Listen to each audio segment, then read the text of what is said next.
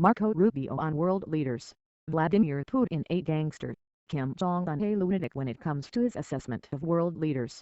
Senator Marco Rubio isn't pulling any punches. Russia's run by a gangster and North Korea a lunatic. The 2016 Republican presidential candidate made a foreign policy speech Friday morning in South Carolina, in which he riffed on his unvarnished opinions on various enemies of the United States. His harshest words were reserved for Russian President Vladimir Putin. Russia is governed today by a gangster, Rubio said.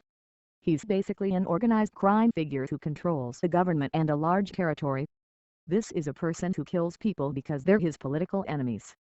If you're a political adversary of Vladimir Putin, you wind up with plutonium in your drink or shot in the street. He also called Russia one of the top 5 threats to the United States, saying we have a gangster running the largest nuclear stockpile in the world. The others were North Korea, China, Iran and jihadists around the world. What about North Korean leader Kim Jong-un? In North Korea, the lunatic possesses dozens of nuclear weapons, and a long-range missile that can hit the United States, Rubio said. And Rubio had harsh words for Iran Ayatollah Ali Khamenei, especially on the heels of President Barack Obama's nuclear deal with the country, currently being weighed by Congress. Iran, a radical, Shiite cleric, is going to develop a nuclear weapon, and he will also have a long-range missile that can hit the United States, Rubio said. As for other adversaries, Rubio noted that Argentina is increasingly moving toward other South and Latin American countries that have become anti-American, including Nicaragua, Cuba and Venezuela.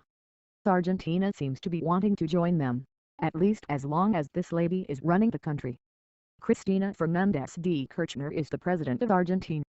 Rubio said the common thread among the greatest threats to the U.S. is they are all totalitarian regimes, which is why the U.S. should do more to spread democracy. Rubio and Trump, the tale of 2 very different campaigns.